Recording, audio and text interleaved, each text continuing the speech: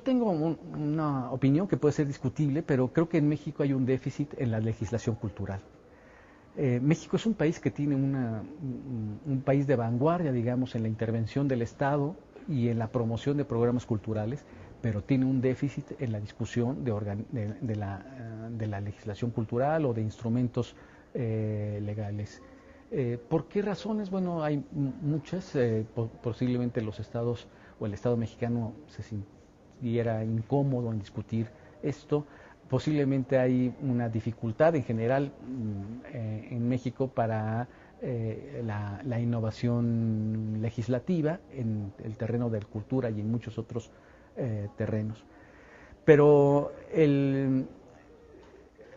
digamos, reconociendo el marco en el que nos movemos, creo que es importante que los promotores culturales miremos que en el terreno de los derechos culturales es importante llenar estos vacíos.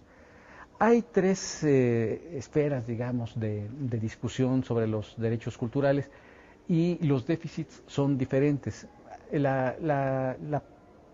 primer campo, digamos, de los derechos culturales tiene que ver con los derechos que tienen los ciudadanos, es decir, los derechos de los ciudadanos consisten en la capacidad de creación, en la capacidad de expresión, en el derecho de acceder a la comunicación en diversos medios, de la propiedad intelectual, es decir, son los derechos que están consagrados desde el origen de los estados modernos a fines del siglo XVIII y que hay una importante legislación en el país. En este terreno creo que no existe un fuerte déficit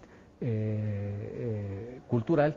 Hay un segundo terreno que es el derecho propiamente de acceso a los bienes culturales, es decir, los derechos sociales manifestados ahora en el terreno de la cultura.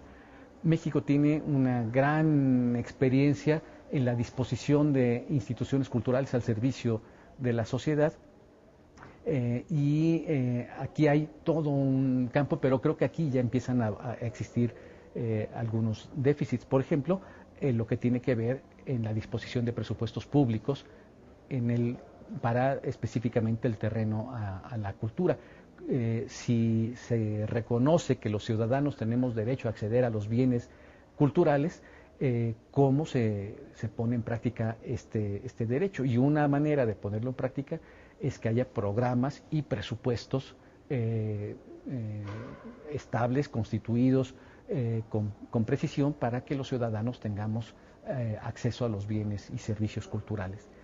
Hay un tercer campo de los derechos culturales que es el derecho a la cultura propia, el derecho a la diversidad, digamos, a desarrollarnos a pesar de no participar enteramente en lo que puede ser las líneas dominantes de la cultura en nuestro país. Y aquí creo que el déficit es mayor.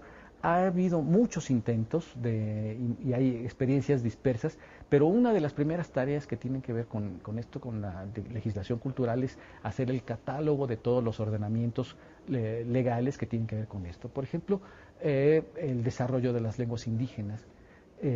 Hay muchos ordenamientos legales sobre esto que tienen que ver con la impartición de justicia, con la educación, con los medios masivos, pero creo que tiene que haber una mayor sistematización en este terreno.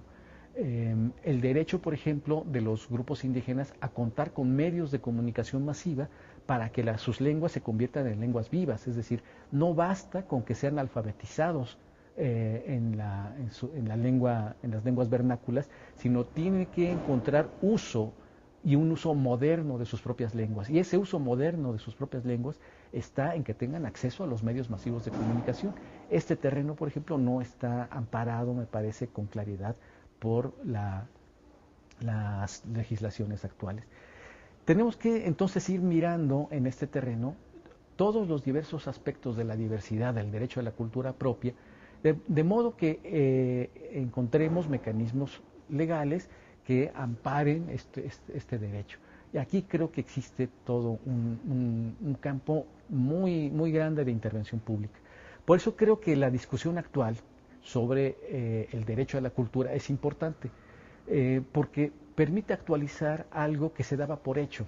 Una de las objeciones que se decían de la legislación cultural de México es que no era importante porque podíamos pensar que estaba subsumido en el artículo 3º de la Constitución o en otros artículos, pero vale la pena que se haya hecho explícito, vale la pena que se haga explícita el derecho del gobierno federal, del Estado, a intervenir en este terreno, y valdrá la pena, si llegamos nosotros hasta ese nivel, a establecer mecanismos que garanticen ese derecho, que es el gran problema de los derechos culturales, ¿no?